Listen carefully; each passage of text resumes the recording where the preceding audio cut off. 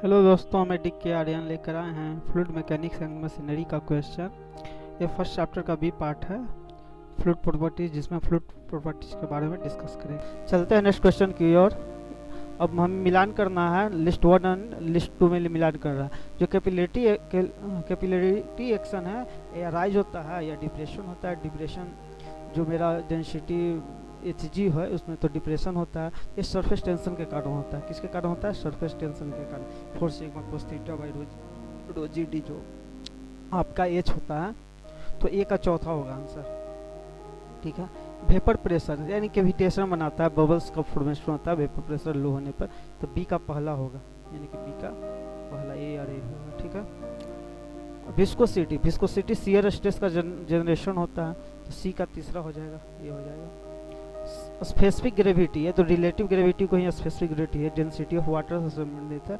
Density of मतलब कि जो हमारा फ्लूइड है divided by density of the standard fluid, यानी कि डी का दूसरा हो जाएगा। एक होता था मास डेंसिटी होता है, यहाँ डेंसिटी एक होता है मास डेंसिटी, एक होता है वेट डेंसिटी। वेट डेंसिटी में रोजी होता है। चलिए नेक्स्ट क्वेश्चन को।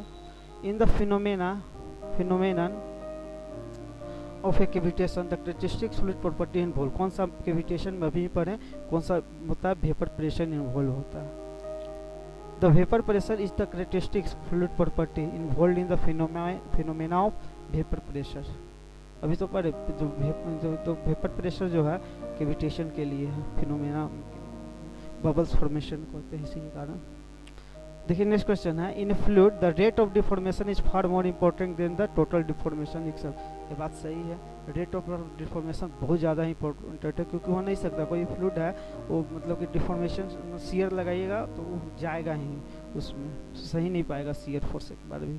तो इसका रीजन देखते हैं, fluid continues to deform so long as external force are apply. एकदम थोड़ा सा भी एक्सटर्नल फोर्स लगाएगा तो शेयरिंग देगा ही आपको, यानी कि ये भी है, इसका रीजन भी है। ये भी ट्रू है, ये भी ट्रू है, दोनों ट्रू है, इसका रीजन भी है। चलते हैं नेक्स्ट क्वेश्चन की ओर। यहाँ पर दिया गया है कि the shear stress developed in a lubricating oil of viscosity 9.81 poise filled between two parallel plates 1 centimetre apart moving with relative velocity 2 metre per second. यानी कि शियर स्ट्रेस का वैल्यू पता करना है। आपके पास दो प्लेट है, इसमें 9.81 पाइस का फ्लूइड डाला हुआ है विस्कोसिटी का, और 1 सेंटीमीटर के पार्ट पर है, और रिलेटिव वेलोसिटी दोनों का 2 मीटर पर सेकंड। हम लोग जानते हैं न्यूटन्स लॉ ऑफ विस्कोसिटी से कि न्यूटन्स लॉ कि tau equal to mu into d u by d y होता है। तो म्यू कितना है? 9.81 पाइज में, तो इसको ऐसा यूनिट में न्यूटन सेकंड पर मीटर स्क्वायर में बदलेंगे तो 0.981 होगा, यानी कि 1 के एक्सपोनेंट होगा। Tau equal to mu into d u by d y, तो डी यू क्या है?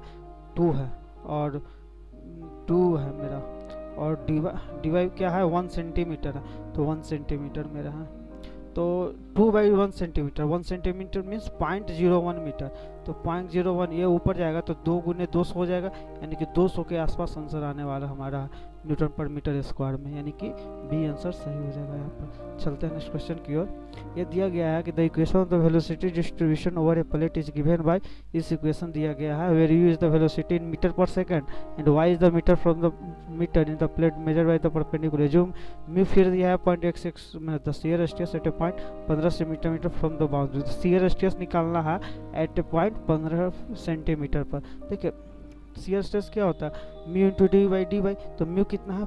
8.6 पाइज है, तो इसको एसआई में बदलेंगे तो क्या होगा? 0.16 होगा। एसआई यूनिट में बदलेंगे तो 0.16 होगा, तो म्यू होगा d u by d y. तो d u by d y यहाँ देखिए, तो d u by d y क्या हो जाएगा? 2 माइनस 2y, तो 2y का मतलब 0.15 है, सेंटीमीटर है, या मीटर में बदलेंगे तो 0.15 हो गया, यानी कि 2 माइनस 2y है तो 0.3, तो 1.7 हो गया। तो 1.7 को 1 से कम में बदलेंगे तो हमेशा इसका मान 1 से कम ही आने वाला है। 1 से कम ही, 1.7 को 0.16 से बदलेगा, जब भी मान आएगा तो 1.7 से कम ही आएगा, तो 1.7 से कम ही कौन सा आंसर है? बी आंसर है, तो यहाँ बी आंसर सही हो जाएगा।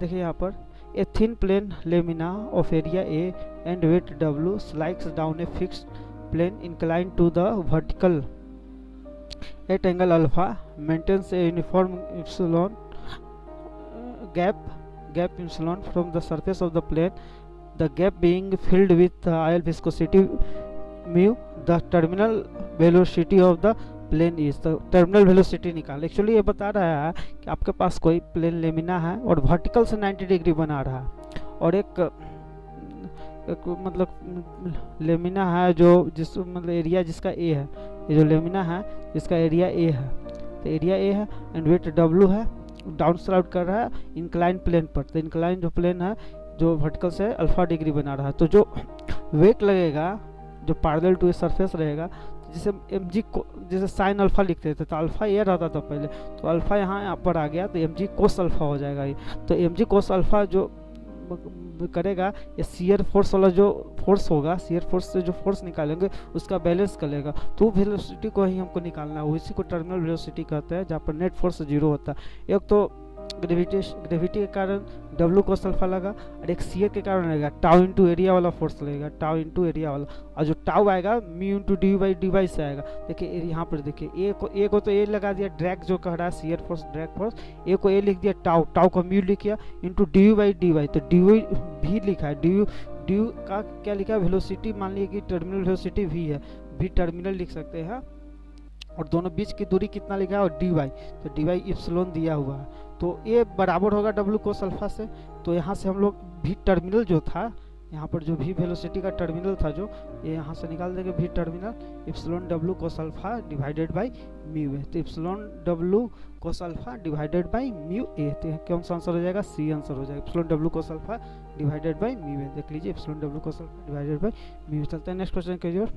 विच of the following is the bulk modulus K of a fluid, यानी कि के को मतलब बल्क मॉडुलस जो है आपको डिफाइन करना है, तो के को डिफाइन करते हैं dp by d rho by rho से, dp by d rho by rho, ये मतलब कि यहाँ पर रो है तो ऊपर लिखा गया है, तो रो डीपी बाई डी रो हो जाएगा आंसर। यदि वेलोसिटी वॉल्यूम के फॉर्म में भी लिख सकते थे यहाँ पर डीपी बाई डीवी बाई भी माइनस डीवी बाई भी माइनस लगता। Thanks for watching.